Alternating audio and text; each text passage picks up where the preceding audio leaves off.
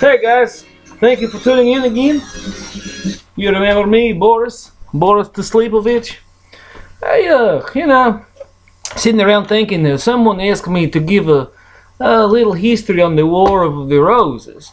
Albert and his brother Robert Taylor were these brothers who were both from the Tennessee, and they both decided they were going to run for governor against each other. The War of the Roses, they call it. It's an interesting history. In fact, if you go to the Carnegie Hotel in Johnson City, Tennessee, you can go into the Robert Taylor room and the Alfred Taylor room and find out more of the history. And just up the street from the Carnegie, on the South Run Street, I believe it is, before you get to the Oaks Castle, on the left-hand side of the road, there's a big blue building and a cat meowing. There's a big blue building. It's actually a nice house. It used to be owned by John Love. He passed away, but before that, Robin's Roost was actually one of the Taylor's residents. So explore Johnson City, find out more on your own that way. It's fascinating history, and when I see you out and about, Randy Bros, maybe at one of these open mics, I would like to discuss in further detail with you what I think was going on there, because the family had a lot of money, and one way or another they were going to control. Either way, the family would win. Does that make sense? Anyway, this guy here, you recognize this? It's from back in the Renaissance. This guy named Rodin. He had this thing called The Thinker. Now, I always kind of pictured him on the toilet and maybe with some reading material. Well, what would he be reading if it was this day and age and he was a kid? I would recommend this book, The Giving Tree by Shel Silverstein. Such a good book.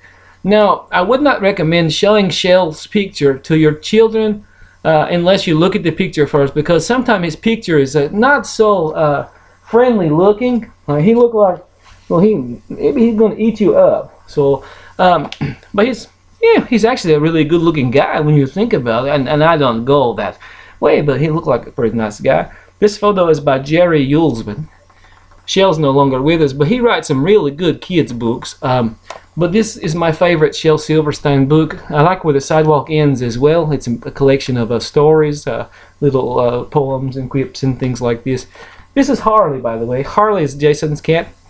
Harley was actually the inspiration for Jason's first bestseller, a book called Outside Kitty, because Harley, he was a rescue at the pound here in Kingsport. The funny thing was that they already had a cat in Johnson City. They had a big black cat named Sasha, but she did not have any friends or anything. So when they lived in the Gray, Tennessee, Jason go to the PetSmart in the Johnson City, and they had like a cat day, also like a Saturday, and the humane societies were there from all over the region.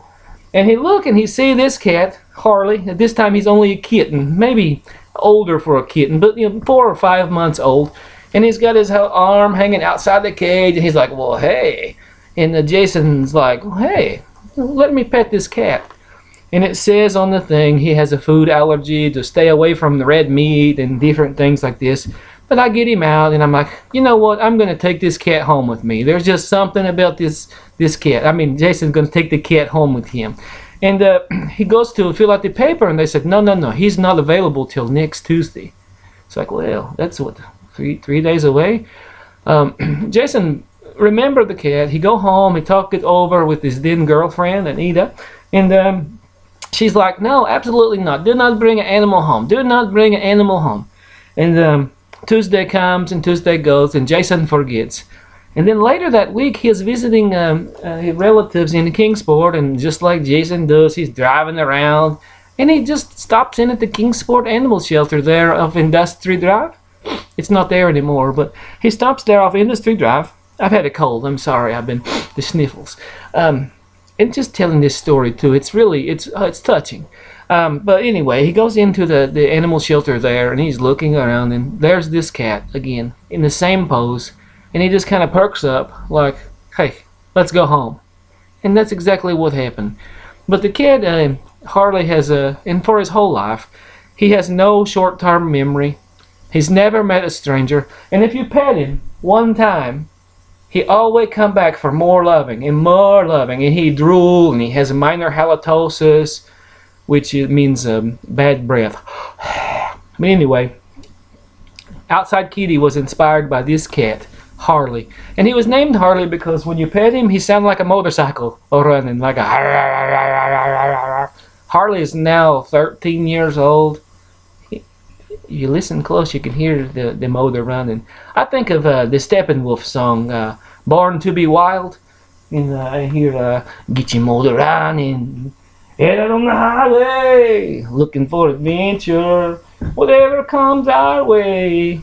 Yeah, darling, gonna make it happen. Did the world in the love and faith. I can't sing this song. And thanks for listening to this. And I don't know how in the world you sat through that.